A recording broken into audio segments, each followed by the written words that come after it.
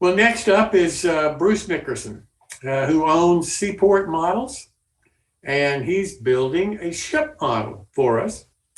So, Bruce, welcome. Glad to have you back. Looking forward to this.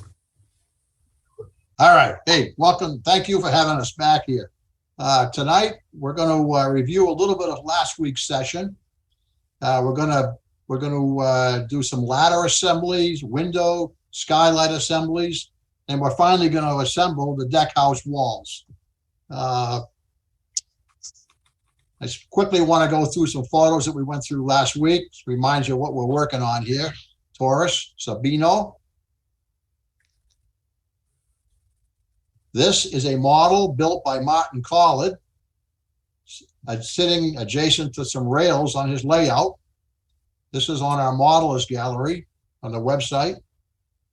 This one's built by Rod Vance. He built the Patty Sue. Beautiful, beautiful job. I got a question. Why are we modeling boats in the model railroad world? We talked about a book last week, Where the Rails Meet the Sea. I just want to quickly read from that one paragraph. In the mid-19th century, a transportation explosion shook America and the world. Steam-powered locomotives and ocean-going steamers made long-distance travel a reality. Railroad tracks crisscrossed America and visited ports where ships awaited load transfers. Shrewd railroad barons realized that control of the flow of goods and the passengers through seaports would mean domination of the transportation industry. They battled fiercely to establish coastal empires and shipping armadas. In this way, the world's first transportation conglomerates were born. So I want to throw that in so we can feel comfortable dealing with boats. I have to keep reminding myself once in a while that I'm in the model railroad world with boats. So I wanted to share those thoughts with you. Okay. We're going to go to the laser cut carriers that we looked at last week. These are laser cut wood carriers. Just a quick review. We talked last week about clamping the wooden deck into the hull. And I made a statement somebody asked a question last week, do you paint the deck before you assemble it to the hull? And I said, yes, you do. Well, you don't. You wait and paint this deck, this wooden deck that's being clamped in here, when you paint the rest of the hull. Okay. I wanted to make sure I got that cleared up. There's the deck in the hull. This happens to be a full hull that I'm working with. These are the deck house walls we talked about last week. They're waiting for painting in a paint booth. This is that number 6 I kept talking about, which was the curvature for the walls. This is the deck house wall with the glue blocks on the inside. I want to make a note here. I built these glue blocks right here much too long. They should be cut off right about here. When I went to assemble these glue blocks interfered with the right angle build. So be careful when you're putting glue blocks on any building. Doors. Okay, Bruce, let me ask you a question. The glue blocks, what are they for? Okay, the glue blocks basically, I'm going to show you in a few minutes, but this, okay. That's all right. This block right here, on the outside of this, you're going to put glue. And you're going to put that up against this section right here of this wall. This is going to be... I'm not seeing the cursor. You know, maybe everybody else, maybe my screen. I'm not seeing a cursor. Can you see a cursor now? No. There's a cursor there, but it doesn't. Is that moving now? I see it moving. I see it quite well. It's just I see it's black rather than white, but if you don't move too fast. All right, well, let me try to explain it. That block is a block of which to put glue on when we try to attach another part to it. So if we're trying to put a right angle wall together, the glue would go on that, and the other wall would come up against it and receive it. Gotcha. It also gives strength to the walls as well. Gotcha. There's no question about it. Thank you. All right, this is the passenger and freight deck house doors in the paint booth. This is the pilot house and some trim for other doors in the paint booth. Here we have the pilot house doors painted. As we talked last week, these pieces stack up to create one unit. Here we have those doors stacked up, and here's the wall they go into. And that's what they look like when they're inside. Here's the deck house freight door, deck house passenger door, same thing. Here's the deck house freight door. Here's the deck house passenger doors. Also at this time, I just want to point out these little green pieces here.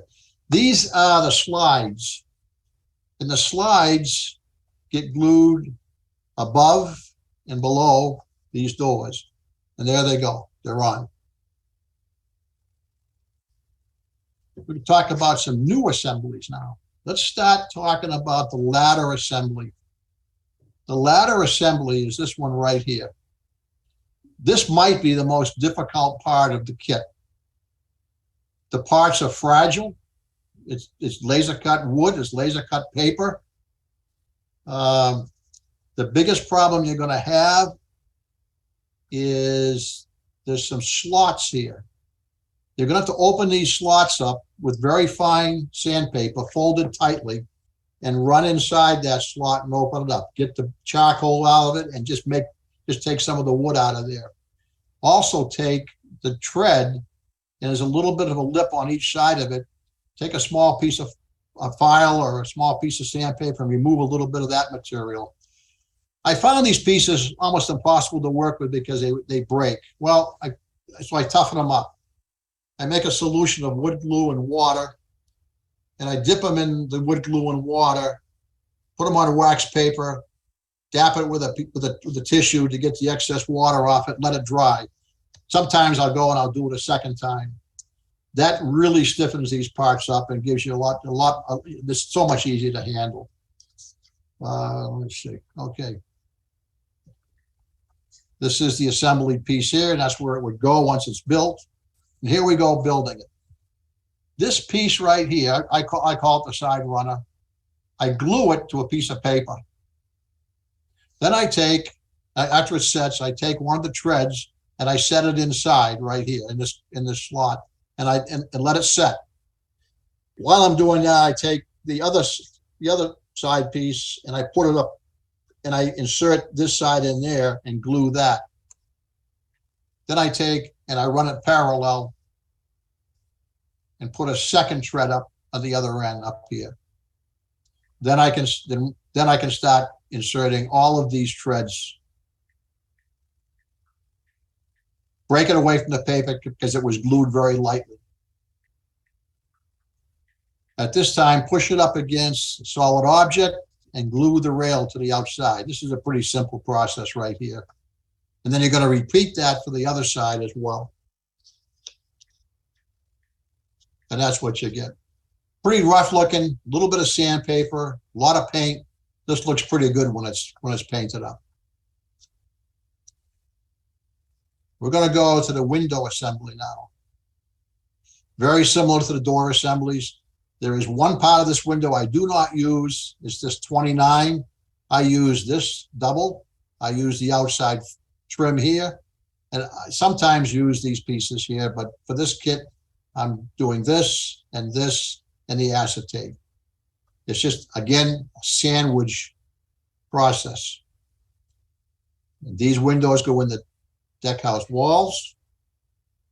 Here are the deck house trim, sitting in a paint booth for waiting paint. Deck house windows, same thing. Here they are painted, laid out, waiting to go into the walls. This window here obviously fits inside here. And you want to fit flush to the outside of this wall.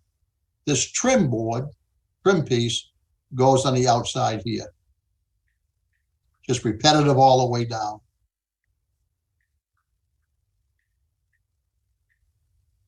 That's what they look like.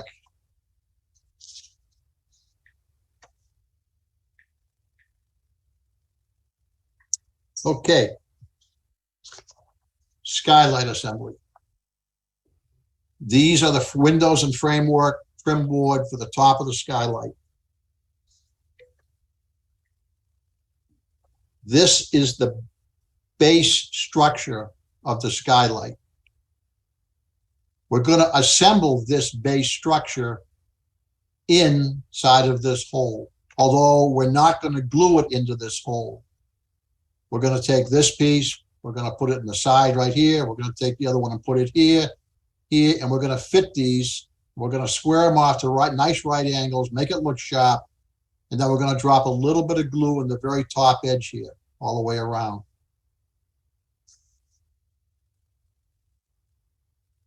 Going to pull it out, and that's what it's going to look like. We want this separate for painting purposes. The deck, you're going to paint probably a gray or a tan color. You probably don't want this base structure that color. And it's a little bit difficult to paint because it's kind of small when it's on the floor or the deck. There's the base in the paint booth. There's the base painted. Next to it is the clear acetate, which you have to put a little scribe right down the center. I cut this out of a sheet of acetate. Here's the windows painted. Here's the top trim painted. These are ready to go together. It's assembled, waiting to go in to the top of the deck. And there she sits on the top of the deck. You can see this deck has been painted. It's got a nice green color. Brown color. The deck needs a little bit of weathering, no question about it at this point. Okay, now we're going to get to the deck house wall assemblies.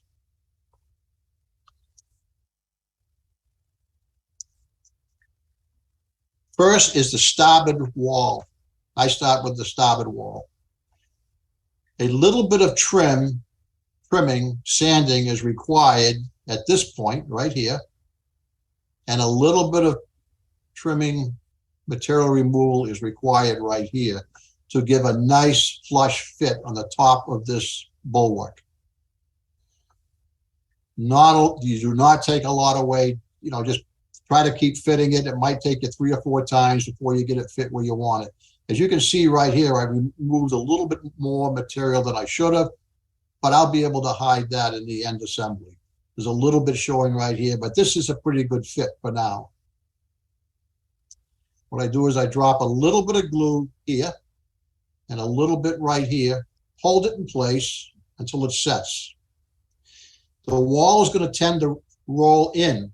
Let it roll in a little bit because its natural final setting is going to be a little bit rolled in, but don't let it go in too much. That's the inside, and again, there's that number 6 board we keep talking about. That's giving this wall the curvature to sit on this curved bulwark.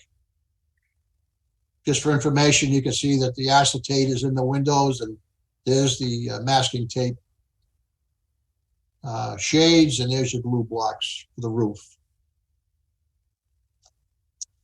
Now I take the front wall and I glue on the glue block right here, which you can see it over here. There's a glue block right there. Just put it in there, put your finger, squeeze it together,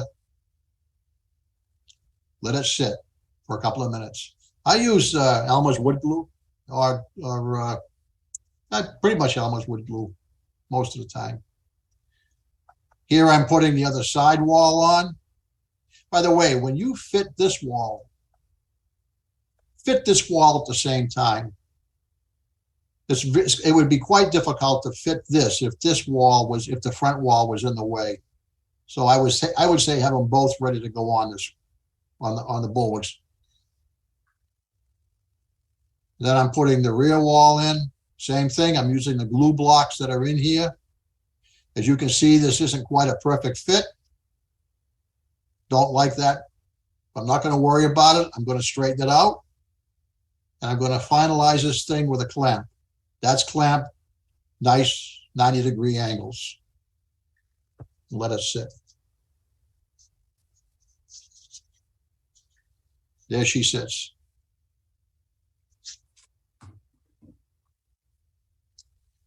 That's it for this week on what we're going to do, but a little bit next week, we're going to put the roof on the deck house. We're going to put the deck and the deck house onto a hull. Here's a couple of shots of what you might want to start thinking about in terms of fittings and deck furniture, et cetera, et cetera. There's a Bruce, does the furniture and the deck fittings it all come in the kit, or you buy those separate? no, everything comes in the kit. This wooden box right here, I don't think comes in the kit. You can Okay. put whatever you want on here. The barrels do, the rope does, all of these items do, the hose. Oh. The only thing that doesn't here, I think, is this piece right here. Okay. That's the ladder we were talking about earlier. This bit comes with it. The life ring, the lamps come with it. Okay. Yeah. All right. Just again, tying what we're doing into the railroad. There's a book out there, New York Harbor Railroad in Color, Volume 1 by Thomas Flaggs. I took the liberty of sharing a couple of his photos. This is the steam tug Invincible tied up alongside the bulkhead at Kent Ave train terminal in 1958 with loaded railroad car floats waiting beyond. Tug was built in 1913 with compound steam engine.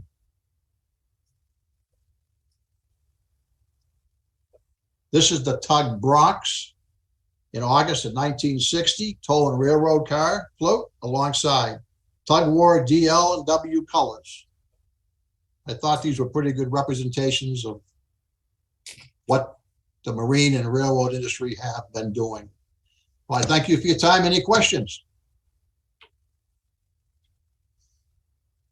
Well, Bruce, I really do appreciate you doing this for us, and the history and the prototype photos you're showing. I really think add a lot to your presentation. So thank you so much for sharing those with us. Thank you. Thank you for having me. And if anybody has any other questions for Bruce and so forth, feel free to call him or send him an email. I'm sure he'll be happy to work with you if you're having any questions as you get involved in building the model. And Bruce, again, thanks so much for doing this.